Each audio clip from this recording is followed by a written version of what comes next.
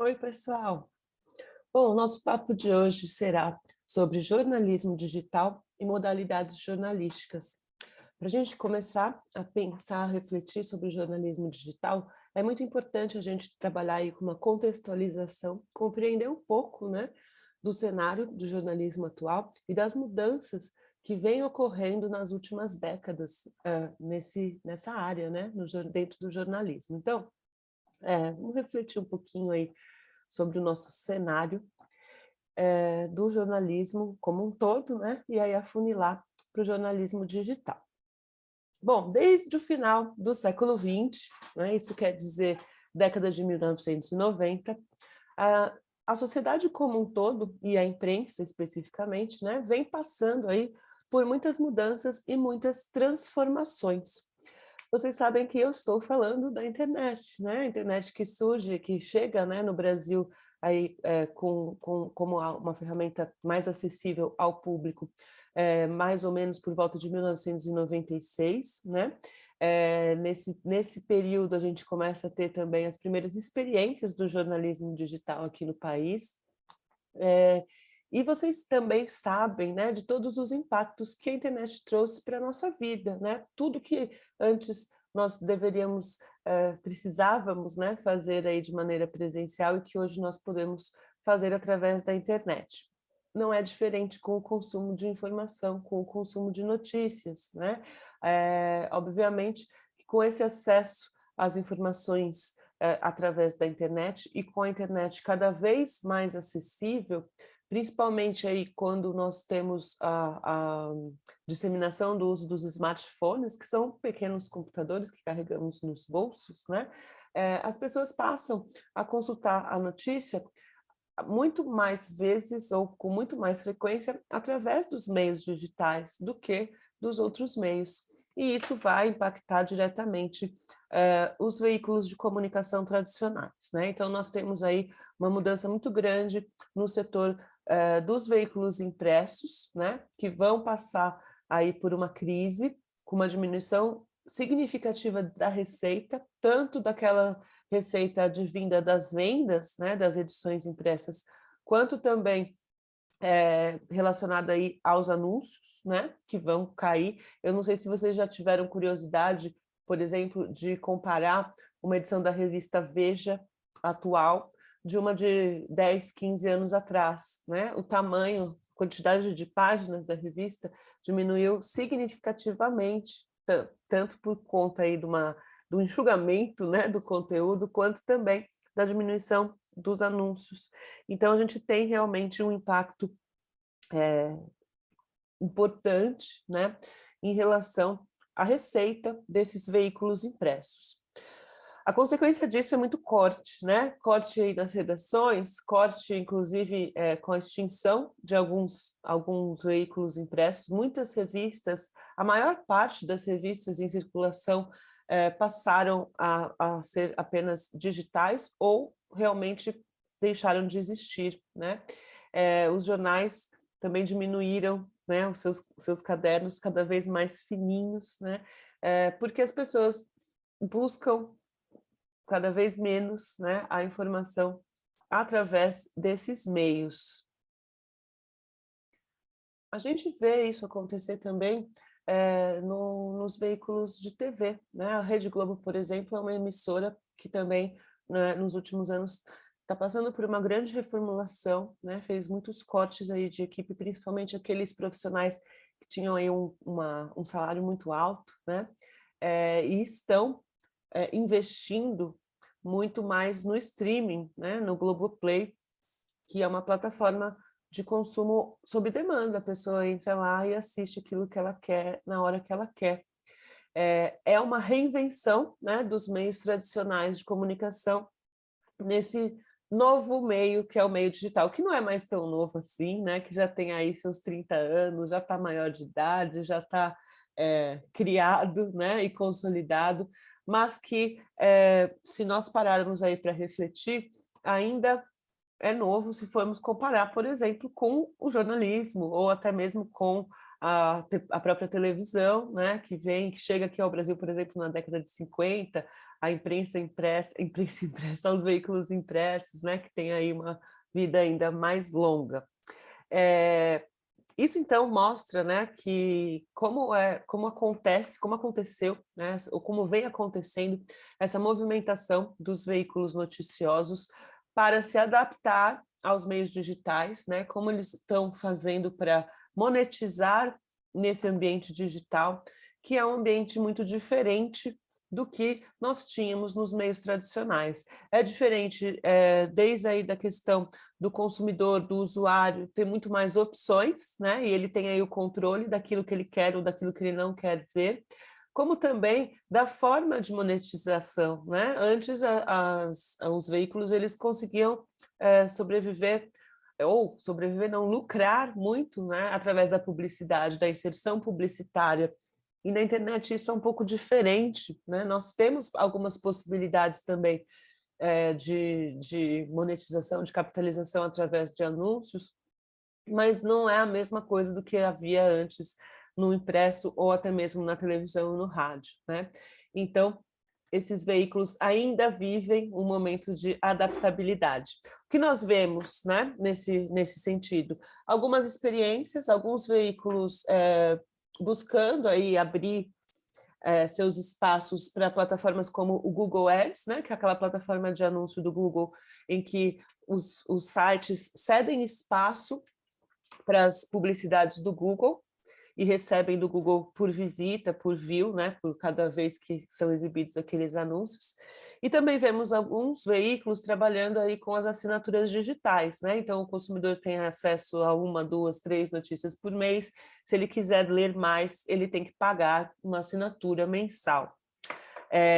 No Brasil, essa forma, né, de monetização não foi muito bem aceita pelo público, né? As pessoas têm aí uma certa restrição em pagar essa assinatura digital. Então, Folha de São Paulo, Globo, por exemplo, são veículos que estão adotando essa forma, né, de monetizar. Fora do Brasil, as experiências têm sido mais bem-sucedidas, né? O New York Times, por exemplo, é um jornal que conseguiu aumentar grandemente aí o seu número de assinaturas digitais.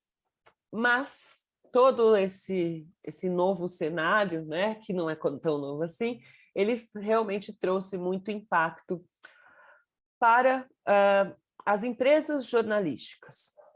Trouxe também muitas mudanças no fazer jornalismo, né? Porque antes, nos meios tradicionais, nós tínhamos uma limitação de tempo e ou de espaço, né? Que não tem mais, que não acontece mais na internet.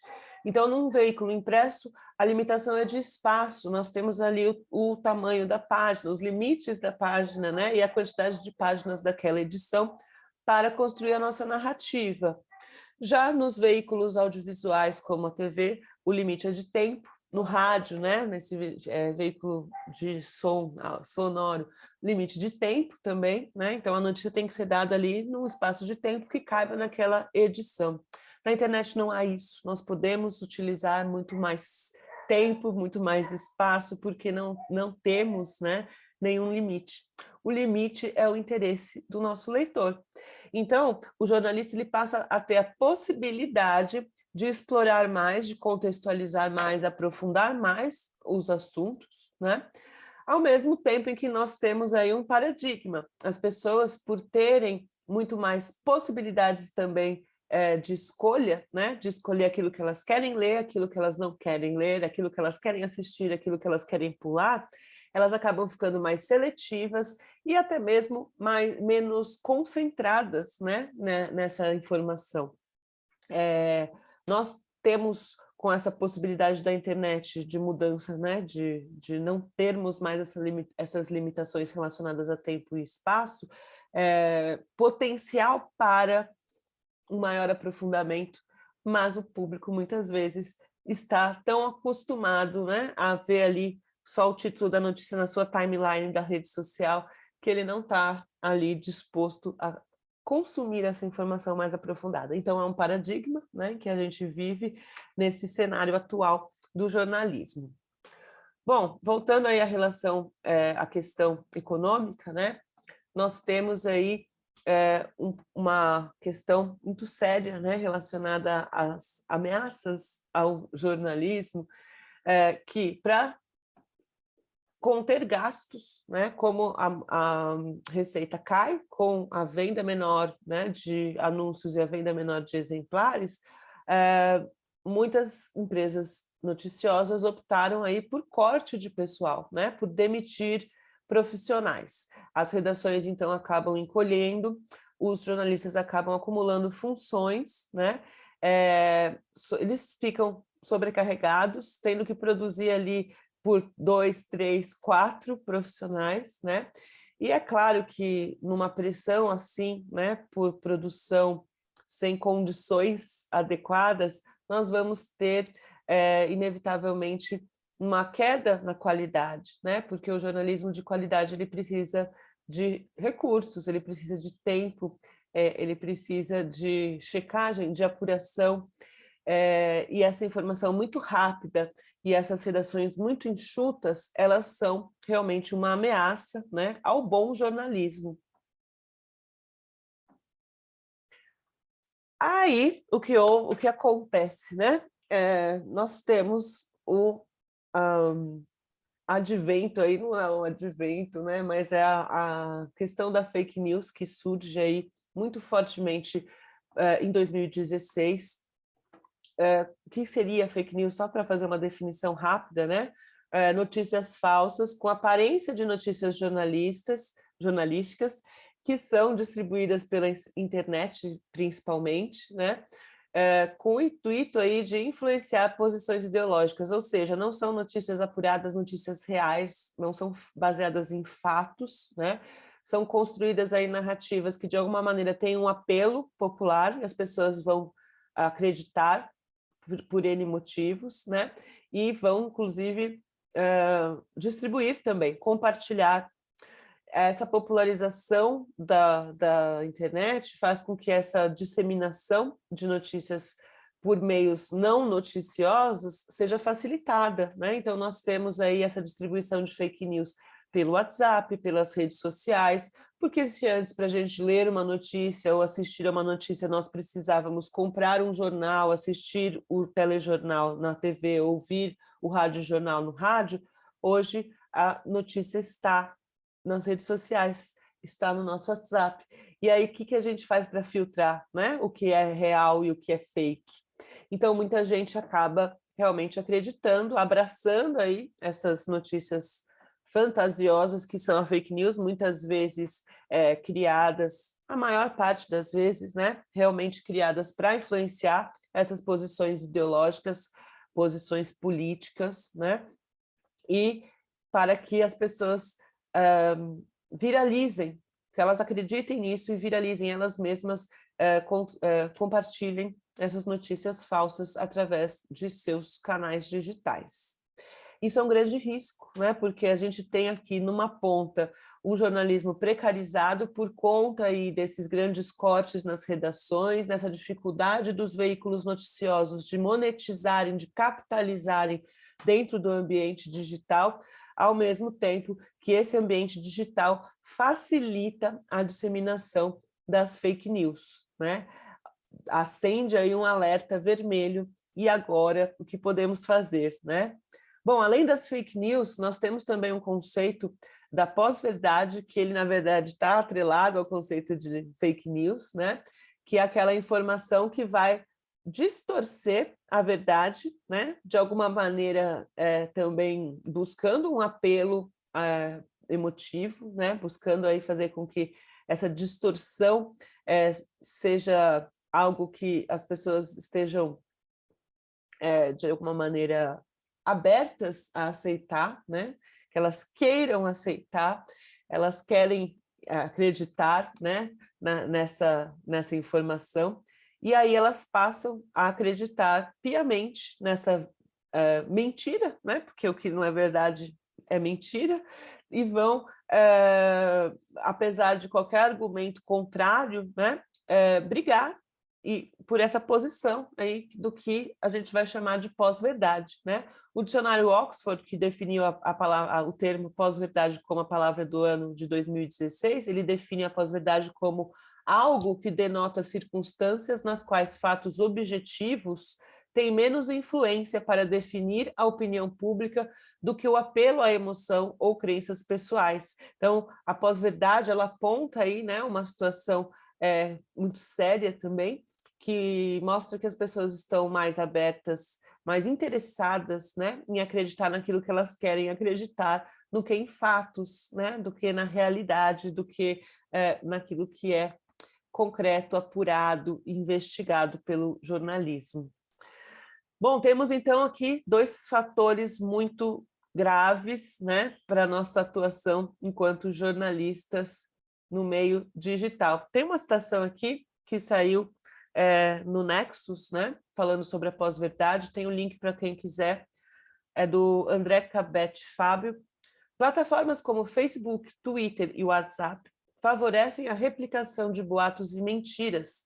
Grande parte dos factoides são compartilhados por conhecidos, nos quais os usuários têm confiança, o que aumenta a aparência de legitimidade das histórias.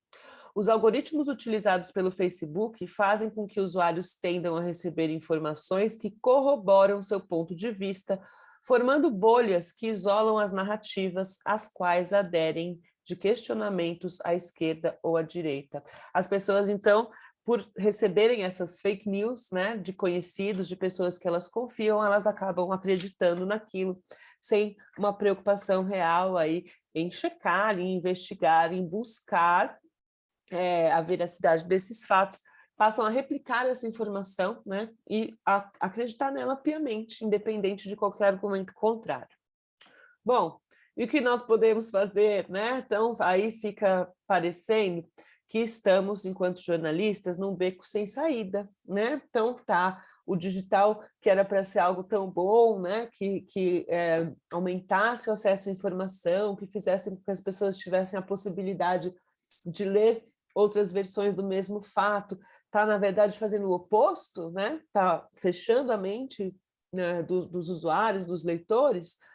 O jornalista que tinha aí tudo para ter mais espaço nesses ambientes está sofrendo, né? Porque esse ambiente digital ele faz com que os veículos tradicionais cortem equipe. E agora, né? Então, o e agora, gente, é algo que a gente ainda está respondendo, né? Mas existem algumas oportunidades, né? Algumas oportunidades fortes, algumas oportunidades que já estão, inclusive, se mostrando como respostas, né? Para a atuação do jornalista. Então, vamos conversar um pouquinho sobre essas ameaças e oportunidades que o ambiente digital, né, traz para o jornalista.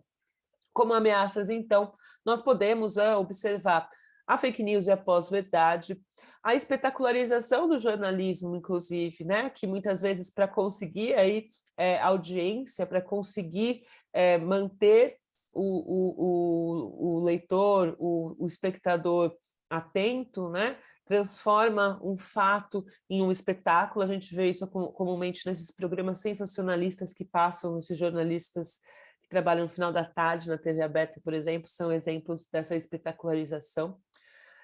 Com isso, há também uma perda da credibilidade, né? As pessoas acabam acreditando mais no amigo que compartilhou no WhatsApp do que num veículo de comunicação. E vivemos ainda uma certa censura por parte do governo federal em relação à imprensa, né? Nós presenciamos aí cotidianamente agressões verbais e até física, né? Por parte do governo federal a jornalistas. Então, isso é uma situação muito séria e acaba sendo aí algo a nos preocupar. Mas nós temos aí, né, que buscar manter a importância, a relevância. O jornalismo é o quarto poder, o jornalismo ele é tudo aquilo que não é publicidade, né, é informação jornalística, né? A gente não está divulgando para um bem particular, para um benefício particular. O jornalismo trabalha com a relevância para a sociedade, né? Levar informação que de alguma maneira possam impactar positivamente na vida dessas pessoas, né? Para que elas saibam os impactos de fatos, de acontecimentos nas suas vidas. Então, a profissão é muito importante, muito relevante, muito nobre e precisa ser valorizada. O que nós podemos fazer, então? Se o jornalismo digital cada vez está mais forte, né? Se cada vez mais pessoas estão buscando a informação realmente nesses meios, nos meios digitais, como a gente pode explorar isso a nosso favor, né? E não ficar refém aí das fake news e dessa perda de credibilidade. Bom, primeiro ponto importante é a questão das novas possibilidades que se abrem de disseminação da informação. Então, quando nós passamos aí por esses grandes cortes em 2015, a partir de 2015, né, nos veículos de imprensa, muitos jornalistas com grande experiência e grande talento, né, migraram para o jornalismo independente, que é aquele fazer jornalismo sem vínculos com esses grandes grupos midiáticos, né? E a internet favorece muito isso, porque na internet nós temos essa disseminação da informação todos para todos, né? A princípio, todos podem produzir e distribuir informação. Então, nós temos hoje uma diversidade de canais jornalísticos no YouTube, né? De jornalismo sério feito no YouTube. Nós temos sites independentes, de jornalismo independente, que trabalham com fontes de receitas alternativas, como crowdfunding, né? Por exemplo, com editais para se manter, né? Então, é um jornalismo mais desatrelado desses grandes grupos midiáticos e é um caminho, né, para o profissional que vai trabalhar no meio digital. A gente também tem uma possibilidade de explorar novas linguagens no meio digital, né? Se antes cada meio de comunicação estava restrito ali à sua linguagem, então, por exemplo, no impresso nós tínhamos texto e fotos, na TV nós tínhamos material apenas em audiovisual, agora na internet a gente pode trabalhar com esse hibridismo, né? Trazendo essas diferentes linguagens para a mesma narrativa. Jornalista também, dessa forma mais independente, ele acaba tendo a possibilidade de construir uma proximidade maior com o seu público, né? Gerando, então, uma construção de um público fiel que vai segui-lo, independente do veículo, né? Isso é muito interessante, porque antes a gente não tinha isso tão forte nos outros meios. Então, hoje a gente fala muito mais em determinado jornalista, né? Do que no meio em que ele está, né, no veículo no qual ele está. Então, há uma personalidade maior do jornalista aflorando e uma possibilidade também de uma aproximação maior desse jornalista com o seu público, porque a internet também permite essa troca, essa proximidade, essa interatividade. O jornalismo, então, ele tem tudo para se renovar, né, para trabalhar aí com as oportunidades do meio digital, apesar das ameaças que nós estamos passando. É importante, é muito importante, né, enxergar essas plataformas como novas possibilidades e explorá-las, buscar desatrelar o jornalismo desse fazer jornalismo que vinha vigente aí há tanto tempo, né, e entender que agora o caminho é outro, o caminho realmente é uma produção jornalística voltada para os meios digitais, uma produção que explore os recursos que esse meio digital nos traz, né? Isso faz com que a gente consiga ver uma luz no fim do túnel. Uma parte que mostra a força do jornalista, né, a importância do jornalismo na sociedade foi durante o período mais restritivo da pandemia da Covid-19, né, em que uma grande parte da população estava em isolamento social, estava em casa, né, e o jornalista continuava na rua, o jornalista continuava fazendo o seu trabalho de buscar informação, de buscar os fatos e de levar para a população aquilo que é relevante para ela saber. Então a gente ficava... eu falo a gente porque eu não estava cobrindo, né? Apesar de ser jornalista, não estava cobrindo a Covid, não estava trabalhando como jornalista durante a pandemia, então eu estava em casa, recebendo as notícias que me eram trazidas pelos jornalistas, né? Saber aí como estavam o número de casos, inclusive aqui no Brasil, divulgado os números de casos pelos consórcios de veículos de imprensa, a gente não tinha dados oficiais do governo federal, que optou por não divulgá-los, então eram os veículos que buscavam essas informações com os municípios para fazer essa consolidação para a gente, né? Trazendo informações aí de como nós devemos nos cuidar, de quando, como, por que nos vacinar, né? Então o jornalismo se mostrou muito importante, muito relevante para a nossa sobrevivência, né? Então, isso mostra como é importante essa profissão e como o mundo digital não vai acabar com o jornalismo, não é algo que a gente possa pensar, o jornalismo está morrendo, as redes sociais estão acabando com o jornalismo? Não. Bom, dito tudo isso, né, acabei falando até mais do que o esperado nessa introdução.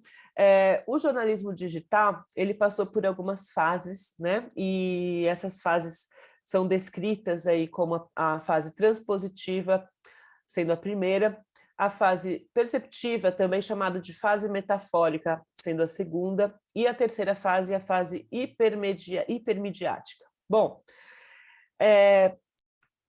o bom jornalismo digital é aquele que vai realmente saber usar, né, todos os recursos disponíveis, tudo aquilo que a internet, enquanto hipermídia, nos fornece.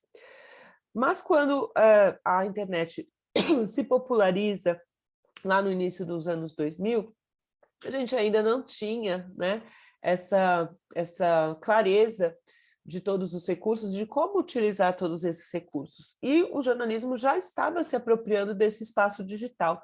Então, a gente começa as primeiras experiências de jornalismo no meio digital. Elas são experiências transpositivas, ou seja, não há uma criação de conteúdo para o meio digital, mas sim uma transposição, né? Pega-se aquilo que foi criado, produzido para o meio impresso, a princípio, né? Depois a televisão também passa a fazer isso, e põe-se esse material na internet. Ou seja, criei uma edição impressa para o meu jornal, coloco o PDF lá na internet para as pessoas também poderem acessar via computador.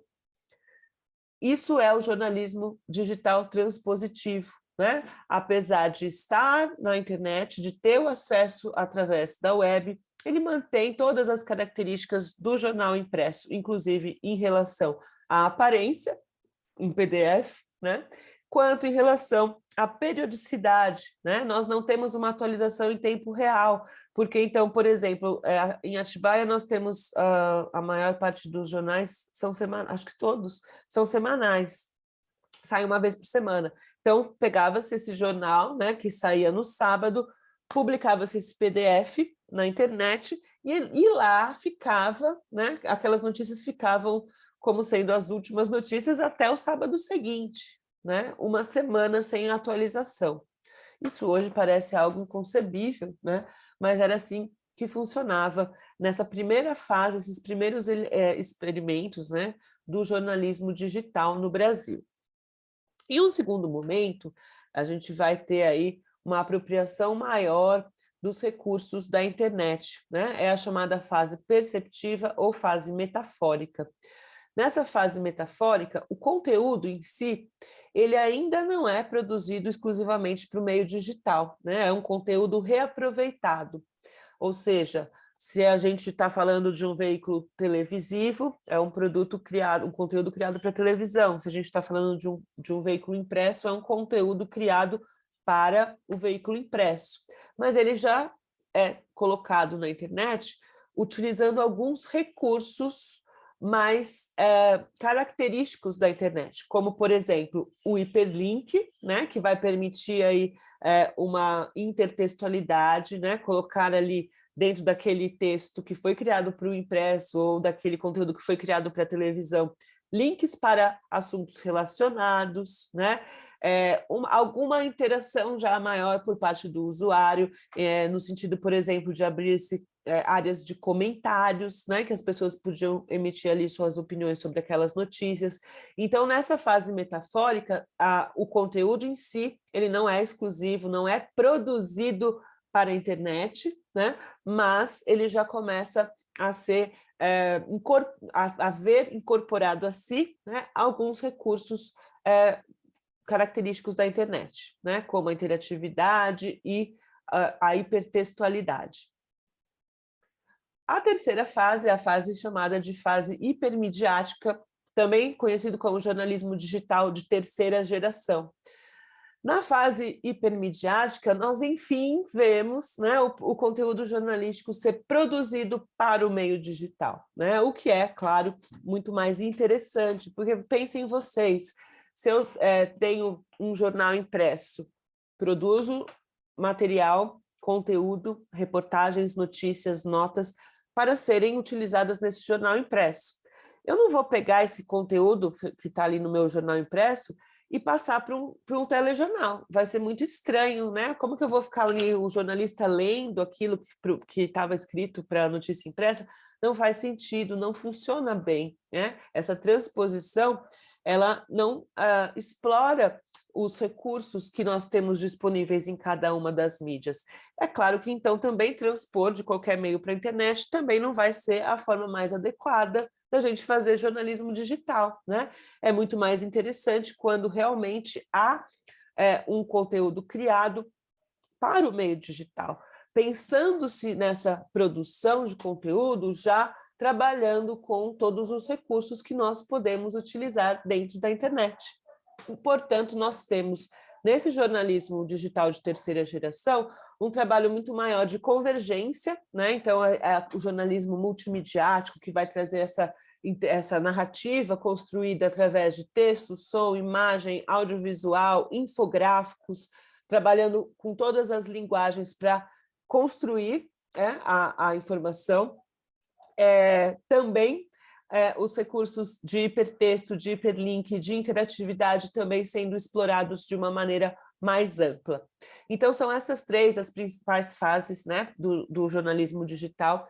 Lembrar uma coisa importante é que, apesar da gente ter passado por isso cronologicamente, né, então, final da década de 90 até meados dos anos 2000 e até quase 2010, nós tivemos aí a maior parte da produção de jornalismo digital com caráter transpositivo, né? A partir de 2010, a gente começa a ter uma participação maior, né, do jornalismo digital da fase metafórica, que vai já incorporar recursos nativos da internet, né, a moldagem ali da informação jornalística, mas com esses conteúdos ainda sendo adaptados de outros meios, né? E a partir de 2010, então, a partir de 2011, mais ou menos, nós vemos surgir esse jornalismo hipermediático com mais força, né? Essa fase do jornalismo digital de terceira geração, que vai realmente se preocupar em produzir um conteúdo jornalístico focado em explorar os recursos que a internet nos proporciona.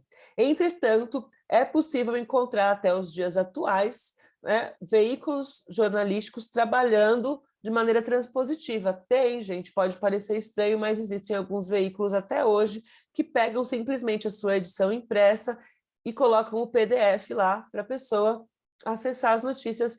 Em vez de comprar o jornal impresso, ela vê o PDF na tela, né?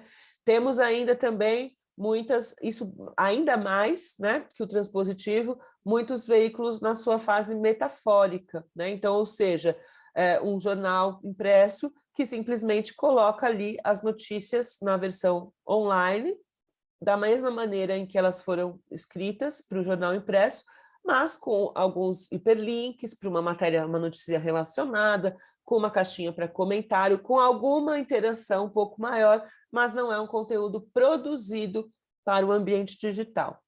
E nós temos já, né, um crescimento desse jornalismo digital hipermediático que vai se preocupar em construir narrativas que explorem todas as possibilidades da internet.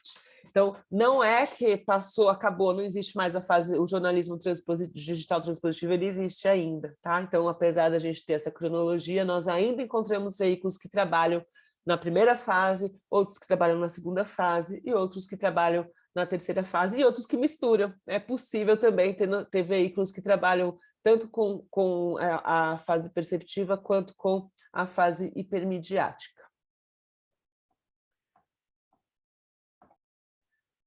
Bom, falando então da fase hipermediática, né, que é a que mais nos interessa, que é quando realmente o jornalismo digital vai se apropriar dos recursos da internet na construção das narrativas jornalísticas, nós temos algumas características que são presentes, né, nesse jornalismo digital de terceira geração.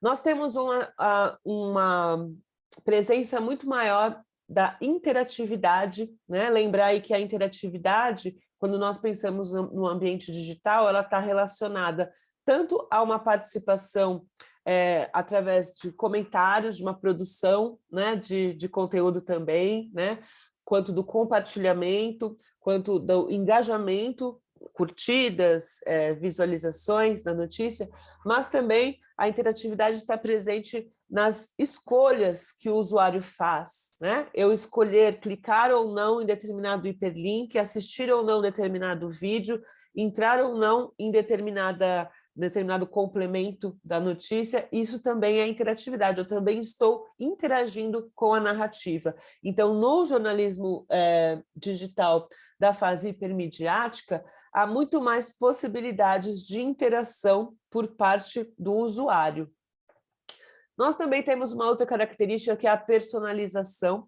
A personalização está muito relacionada à segmentação do público, né? Se os veículos de comunicação tradicionais eles tinham um caráter massificado, né? De falar com muitos ao mesmo tempo, então a gente tentava ali alcançar a audiência média, né?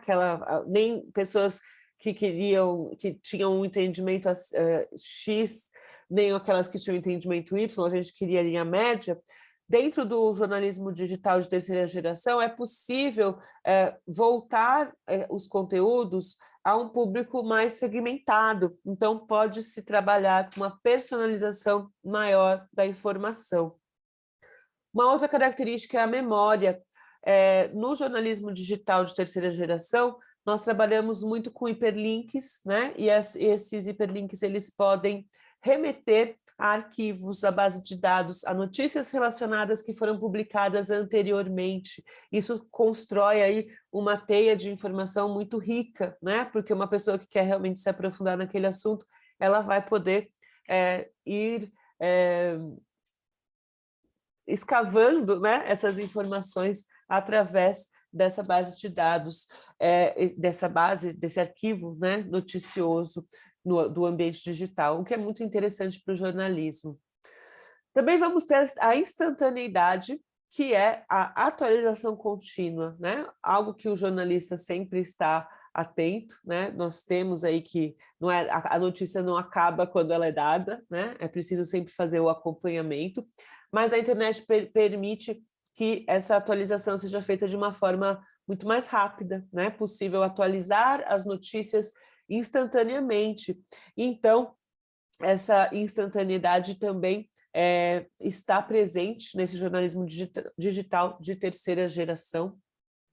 A hipertextualidade, que eu já falei, né? A possibilidade da gente trabalhar com elos associativos, né? Com esses links que vão trazer um aprofundamento sobre um assunto, que vão trazer uma contextualização maior sobre o assunto. E a multimedialidade, que é a riqueza que nós vamos ter ao poder trabalhar com diferentes linguagens em um mesmo suporte. Ou seja, o jornalismo digital de terceira geração, ele vai trazer texto, ele vai trazer vídeos, ele vai trazer infográficos, ele vai trazer fotografias, ele vai trazer áudio e etc. Essas são as principais características, então, do jornalismo digital de terceira fase, né? O jornalismo digital hipermediático, ou também chamado de jornalismo digital de terceira geração. Dentro do jornalismo digital, nós estamos vivendo aí um novo fazer e um novo consumir, que é chamado de MOJO, Mobile Journalism, jornalismo móvel em português, né? Mas a sigla ficou aí MOJO, que é, então, esse jornalismo feito e consumido através de dispositivos móveis, ou seja, dos smartphones, né? Então, o jornalismo móvel ele vai ser observado, né, em duas perspectivas, na perspectiva do consumo da informação e na perspectiva da produção da informação. Em relação as principais características, então, do Mojo, né, desse jornalismo móvel, são a portabilidade. Nós carregamos o nosso smartphone no bolso, né? Então a gente pode acessar isso da onde estivermos e também, enquanto jornalistas, podemos produzir de onde estivermos. Então essa é a segunda característica, a mobilidade de produção. E, por parte do usuário, novas formas de interação.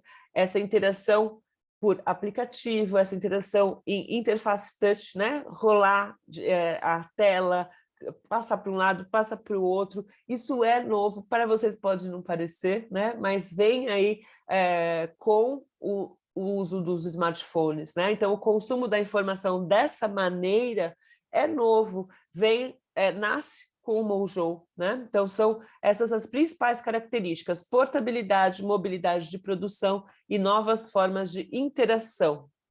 Bom,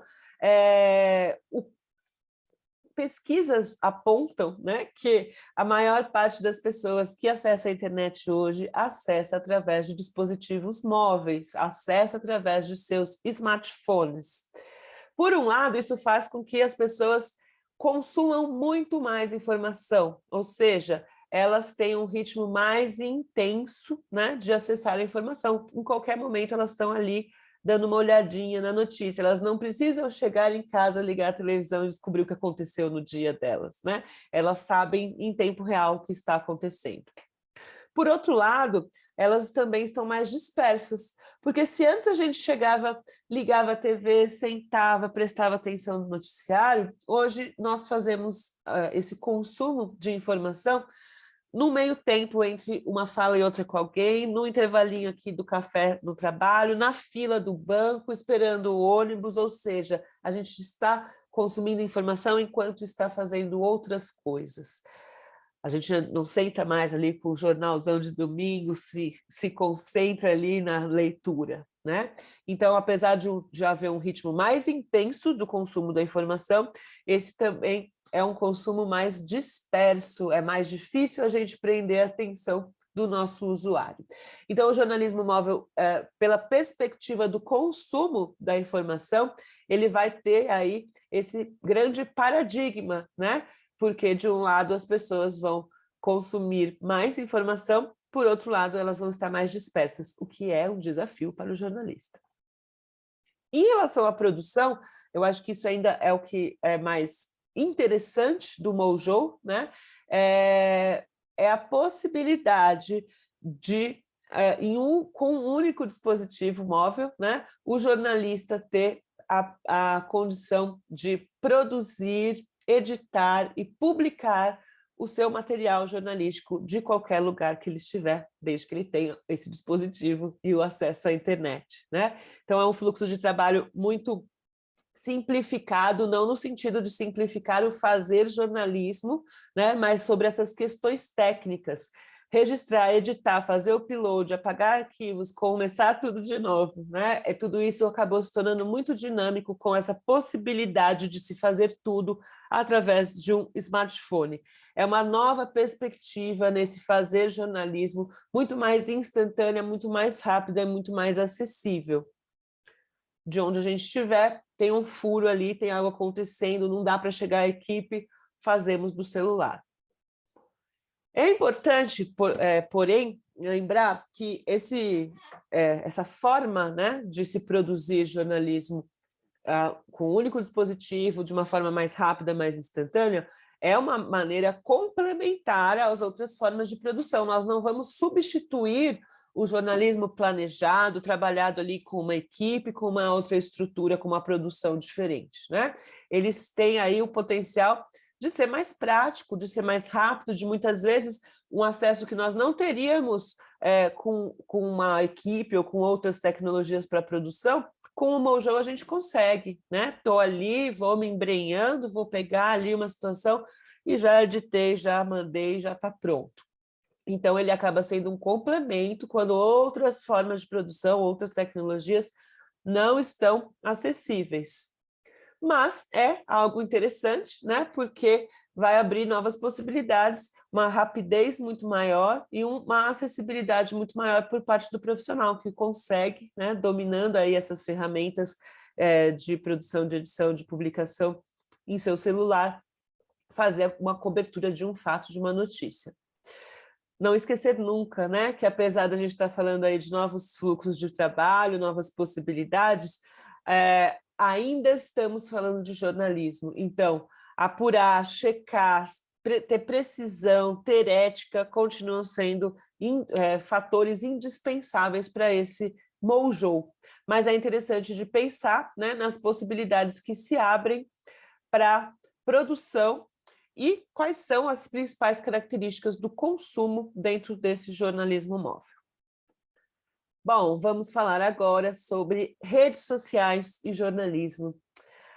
As redes sociais, num primeiro momento, né, elas podem até parecer um pouco assustadoras para o jornalista, né, para os veículos noticiosos, porque há aí um grande consumo de informação por esses canais, né? E as fake news, nós já falamos, se disseminam muito rapidamente nesses meios.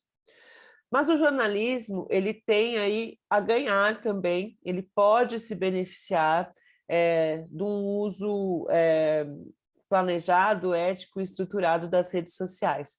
São 3 as principais formas, né, como nós podemos observar as redes sociais para a produção jornalística. As redes sociais podem ser vistas como fontes, como filtros de informação e como espaços de reverberação dessas informações. Bom, enquanto fontes, as redes sociais, elas têm aí, né, essa característica de serem espaços onde a informação circula, né? Portanto, são espaços onde as pessoas vão discutir, falar, se mobilizar. E essas mobilizações, muitas vezes, são também de interesse jornalístico e podem pautar veículos, outros que não digitais, né? Então, portanto, algo que está ali circulando na internet, um assunto que aparece nas redes sociais, que está gerando uma comoção, uma mobilização, pode influenciar a pauta de outros veículos noticiosos, como aqui no exemplo da campanha #Primeiro Assédio, que rolou em 2015, né? A rede social é um ponto de partida para uma notícia, porque uma discussão que surgiu ali acaba recebendo a atenção da mídia como um todo, né? Então, nessa campanha Primeiro Assédio, nós tivemos um exemplo disso. Aquilo que surgiu, né, no Twitter, se espalhou por outras redes sociais e depois foi assunto do El País, BBC Brasil, o Globo, Revista Época, entre outros veículos. As redes sociais como fontes também aparecem como uma alternativa para o jornalista que está procurando depoimentos, especialistas, fontes para falar, né, sobre fatos, assuntos, acontecimentos. Então, como as pessoas estão nesses canais, são canais em que a gente pode encontrar tanto testemunhas de fatos, né, quanto fontes especializadas que possam trazer aí algo importante para a nossa matéria, para a nossa notícia, para a nossa reportagem. Sempre com muito cuidado na seleção dessas fontes, a gente até pode fazer o primeiro contato através das redes sociais, mas que fique claro, né, que não dá para fazer uma entrevista pelo Messenger, tá? Então, assim, você pode até encontrar uma fonte, uma testemunha, uma fonte especialista através das redes sociais, mas a apuração, ela precisa ser feita, né, de preferência presencialmente, para que você tenha a garantia de quem é aquela pessoa, de que aquilo que ela está falando tem embasamento, cuidado para não cair no phishing. Bom, além de podermos pensar nas redes sociais como fontes, nós também temos o uso das redes sociais como filtros, né? Através das redes sociais, nós podemos, enquanto jornalistas, encontrar muitas informações oficiais, né? Sejam publicadas por páginas oficiais de órgãos públicos, empresas, como também podemos observar perfis confirmados, né, de personalidades, sejam de qual área for, né? Então, sou jornalista esportivo, eu posso pegar lá, observar o perfil dos atletas, aquele perfil verificado, né, do atleta, ver o que ele comentou sobre o jogo. Cada vez mais comum nós encontrarmos matérias em outros meios de comunicação, como, por exemplo, na TV, no impresso e mesmo em sites na internet, né, que usam aspas, né, de conteúdo tirado das redes sociais, né? Então, é possível utilizá-las dessa forma, porém, sempre importante trabalhar com checagem, né? Não é pegar ali o que foi publicado numa rede social e simplesmente replicar no seu conteúdo, na sua notícia, na sua reportagem. Você pode encontrar essa informação num primeiro momento nas redes sociais, mas depois você precisa checar, avaliar se aquilo realmente tem fundamento, né, antes de fazer essa replicação. Mas acompanhar o que está sendo falado ali pode te dar uma informação em primeira mão, né, porque os órgãos públicos costumam publicar em primeira mão em suas redes sociais as informações, as empresas, as corporações também. Então, estar acompanhando isso é uma forma da gente estar por dentro também, né, do que está acontecendo. E, por fim, nós temos as redes sociais como espaços de reverberação, ou seja, são espaços em que as pessoas podem interagir com a notícia, né? Isso é muito interessante de ser acompanhado. Nós vamos encontrar, inclusive, um feedback nesses canais, né? Então, aquilo que foi publicado teve qual repercussão, o que as pessoas falaram, o que foi comentado, observar, inclusive, esses comentários para ver se isso não gera novas pautas, né? Se não gera ali uma nova discussão em cima daquela notícia que foi publicada. Então, esses espaços de discussão propiciados pelas redes sociais também são de interesse dos jornalistas, que podem acompanhá-los, né, e devem acompanhá-los, porque as redes sociais são um reflexo da sociedade, né? As pessoas estão no mundo real, mas elas também estão no mundo virtual hoje, né? E então, acompanhar a sociedade nesse mundo virtual é uma maneira de entender o que é de interesse dessas pessoas, quais são as reclamações, quais são as angústias, né? O que elas estão passando, o que a gente pode tirar ali de ideia para pauta, né? Ou de busca por informações através de canais oficiais nessas redes sociais, ou mesmo para busca de fontes, desde que a gente faça a checagem e vá apurar em loco todas essas questões. Bom, além das redes sociais, né? Quando eu falo redes sociais, estamos falando aí das mídias como Facebook, Instagram, Twitter e até mesmo YouTube. Nós temos também os aplicativos de mensagem muito utilizados aqui no Brasil, como é o caso do WhatsApp. O WhatsApp, ele representa aí uma ferramenta muito interessante de interatividade para o jornalismo, né? A interatividade, ela pode acontecer de dois modos, né? A gente pode ter a interatividade seletiva e a interatividade comunicativa. A interatividade seletiva está relacionada às escolhas que o usuário faz, né, na navegação. Então, ele vai escolher clicar ou não em determinado hiperlink, acessar ou não determinada notícia. Então, essa é uma interatividade seletiva. E a interatividade comunicativa, ela está relacionada à produção de algum conteúdo por parte do usuário, comentários, postagens em blogs, em fóruns de discussão, né? Até mesmo envios de denúncia, de vídeos e fotos por parte de uma testemunha, que seja um espectador, que seja um leitor de um veículo de comunicação. Tudo isso está relacionado à interatividade comunicativa. E o WhatsApp é uma ferramenta que vem facilitando muito, né, essa interação do público com o jornalismo. Então, cada vez a gente vê mais veículos noticiosos, né, de todos os segmentos. Então, a gente encontra na TV, no jornal impresso, na TV, muitos jornais, telejornais trabalham com isso em tempo real, né? Chega as interações ali pelo WhatsApp ou por aplicativo, outros aplicativos, eles já falam, já publicam ali na mesma hora. Bom Dia São Paulo faz isso, né? Eles ficam, tem um momento ali do telejornal que eles ficam passando as mensagens que chegam por WhatsApp para eles. Então, essas contribuições da audiência via WhatsApp, né, elas têm esse caráter da interatividade. As pessoas, hoje, né, nesse ambiente digital, elas não querem mais receber a informação de uma maneira passiva, elas querem participar, elas querem diálogo, né? E utilizar o WhatsApp para esse diálogo, para trazer o público para o seu noticiário, né? É muito interessante. É uma forma de utilizar essa ferramenta que pode ser tão mal utilizada para a disseminação de fake news, por exemplo, a nosso favor, né? Para construir essa proximidade dos jornalistas com seus leitores, dos veículos com seus públicos. Importante lembrar, né, que tanto as redes sociais quanto os aplicativos, eles têm que ser utilizados como ferramentas, né, e não como um fim. Nós temos que pensar em usá-las a nosso favor, em buscar aquilo que pode ser trabalhado o que pode melhorar a nossa qualidade jornalística, né?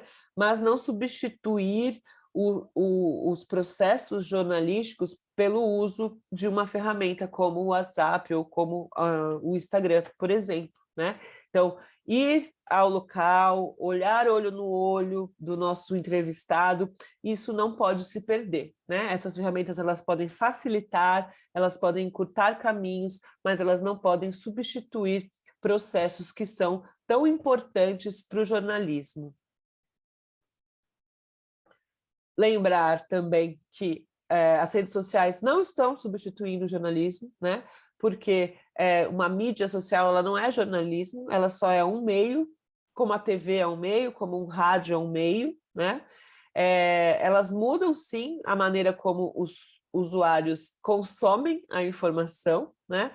Mas essas mudanças, elas podem até estar trazendo aí uma valorização maior do bom jornalismo, porque eu acredito que as pessoas estejam, inclusive, percebendo, né, o quanto é importante a checagem, o quanto é importante verificar aquilo que elas estão recebendo de informação, e aí o jornalismo feito profissionalmente, né, ele vai acabar sendo o ponto de chegada, né, para quem está procurando uma checagem, para quem está procurando aí uma verificação de uma notícia que chegou por outras vias. Então, jornalismo bem feito não perde espaço, né? Vamos persistir. Bom, a segunda parte dessa disciplina está voltada aí às modalidades jornalísticas. Então, eu vou conversar um pouquinho com vocês sobre o jornalismo especializado, né? Nós temos aí entre os estudos da comunicação social uma divisão do jornalismo em áreas temáticas, que são as editorias, né? Os assuntos abordados nas notícias. Esse é o chamado jornalismo especializado, por exemplo, jornalismo econômico, jornalismo cultural, jornalismo esportivo. São modalidades, né, que nós vamos encontrar, então, quando temos um produto jornalístico ou um conteúdo jornalístico, né, voltado a uma determinada área temática. Tratam de temas exclusivos, então são chamados, né, de jornalismo especializado ou jornalismo temático. Esse material, né, esse jornalismo temático, ele pode aparecer em editorias de jornais, de noticiários que trazem temas gerais. Então, muito frequentemente a gente tem, por exemplo, nos jornais impressos, os cadernos, né, que tratam aí de um tema ou outro. Temos, por exemplo, o caderno de esporte, o caderno de cultura, o caderno de economia, né, dentro de um jornal impresso. Nós também podemos encontrar veículos temáticos, né? Então, por exemplo, nós temos um jornal impresso que trata somente de esporte, nós temos uma revista impressa que trata somente de cultura, nós temos um jornal televisivo que trata somente de economia. Então, isso é o jornalismo temático. Ele pode aparecer, portanto, no impresso, no rádio, na televisão e nos meios digitais. Hoje, quando nós pensamos em jornalismo especializado, nós temos aí uma amplitude dessa noção. Além, né, desse jornalismo que aborda um determinado assunto, um determinado tema, há também o jornalismo especializado que busca uma segmentação da audiência, um jornalismo que vai se especializar em falar a língua de seu público, vai focar num nicho, vai focar num público específico. Isso vai acontecer com muito mais facilidade dentro da internet, né? Porque nós acabamos de falar que uma das características aí do jornalismo hipermediático, né, desse jornalismo digital de terceira geração, é essa personificação, a gente poder segmentar o nosso público. Se eu consigo filtrar o meu público, se eu consigo focar num nicho, eu também posso produzir um conteúdo com uma linguagem e até mesmo fazer uma seleção de assuntos que sejam mais direcionados a um determinado público. Então, nós também vamos encontrar esse jornalismo especializado quando nós tivermos aí um material jornalístico, né, voltado a um determinado público-alvo mais específico do que nós tínhamos no jornalismo massivo. Publicações temáticas, revistas e jornais temáticos, suplementos especializados, por exemplo, nós tínhamos, não sei se existe ainda dentro da Folha de São Paulo, eu acredito que não exista mais, existia a Folha Teen, que era voltada para o público adolescente.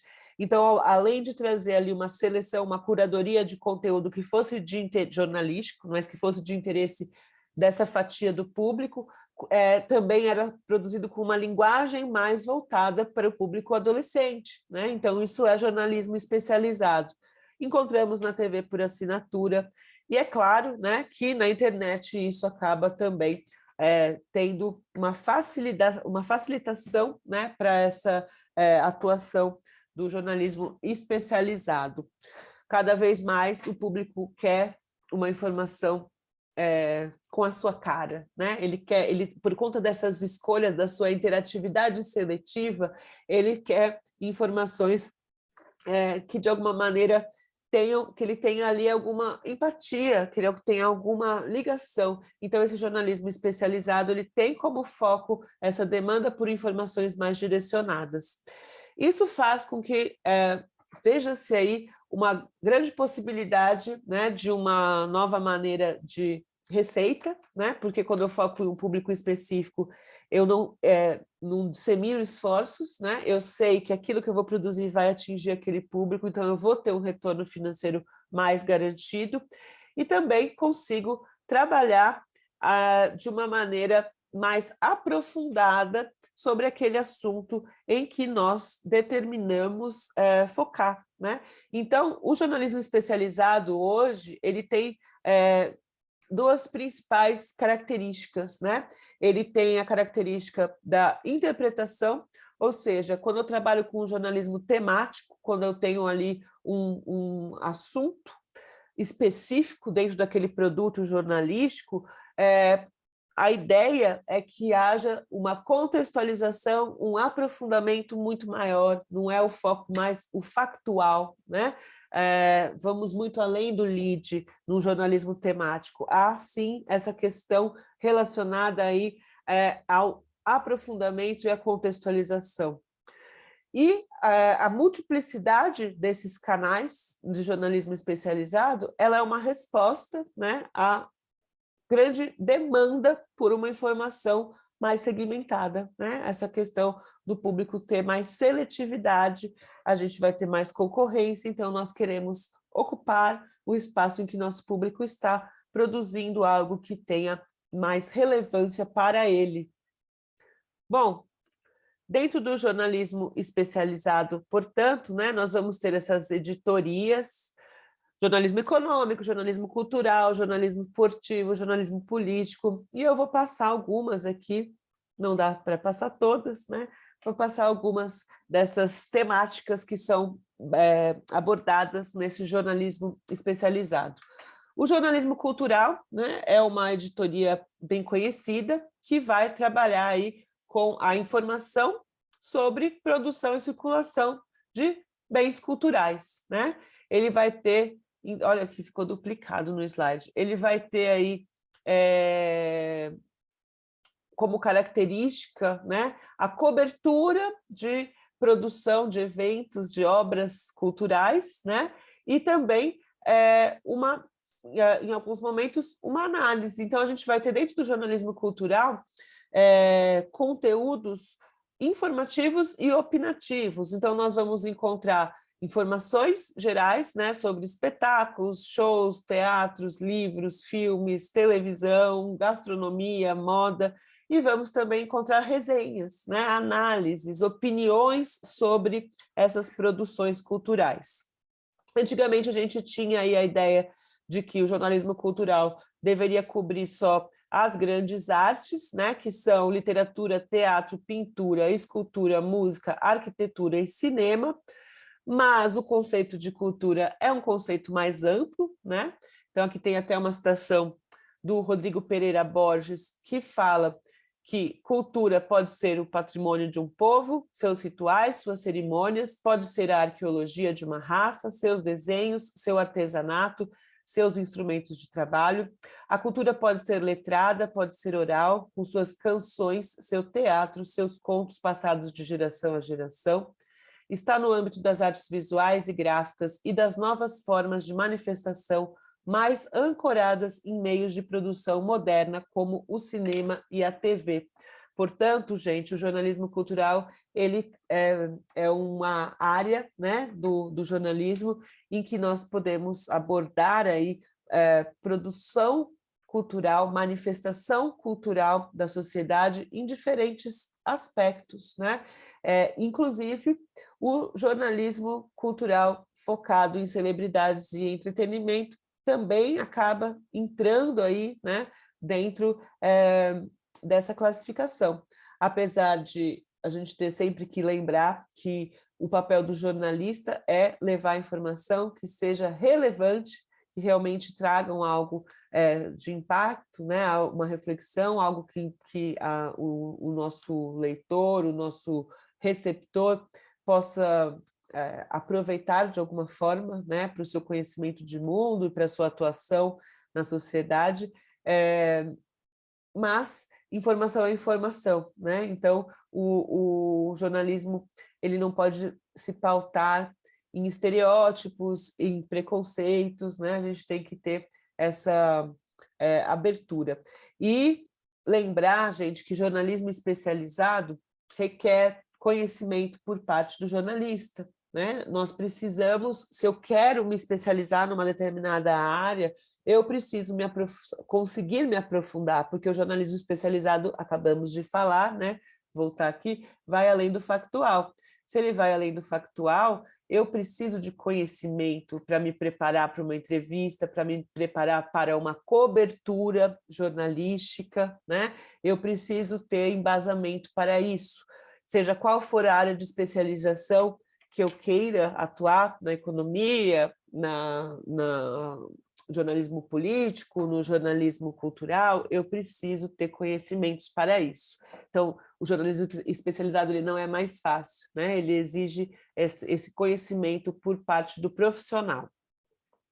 Jornalismo esportivo é uma área, né, que muitas vezes é vista como mais fácil, como um jornalismo mais superficial, e não deve ser assim, né? O esporte ele influencia outros aspectos da sociedade que vão além da diversão, né? Nós temos aspectos políticos, aspectos sociais, aspectos econômicos que são impactados pelo esporte, e o jornalista ele precisa buscar essa contextualização, né? Ele precisa olhar o esporte para além também do factual. Não é dar o placar do jogo, mas é fazer reflexões também sobre todos os impactos que o esporte pode trazer à nossa sociedade.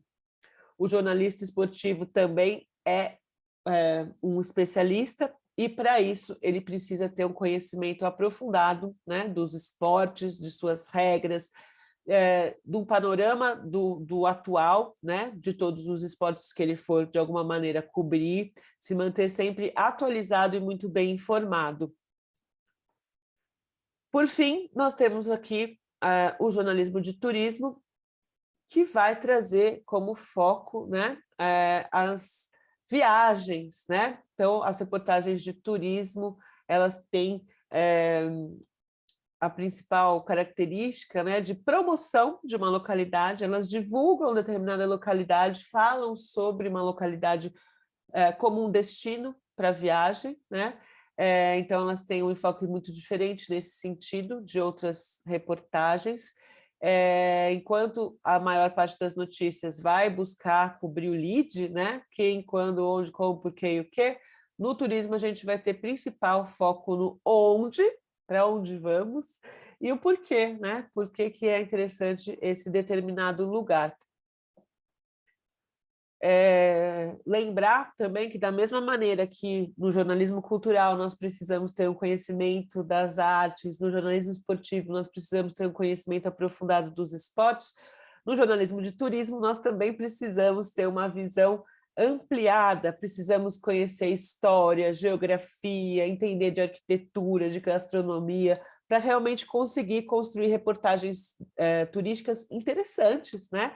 Que realmente se aprofundem, que realmente tragam uma informação relevante para o público, não ficar só descrevendo o lugar, né? Então, o bom jornalismo de turismo é o que vai buscar esses aspectos geográficos, históricos, antropológicos e etc. Sobre o jornalismo especializado, então, algumas considerações finais, né? Nas palavras aí do Barbeiro e do Rangel, jornalismo é jornalismo, seja ele esportivo, político, econômico, social.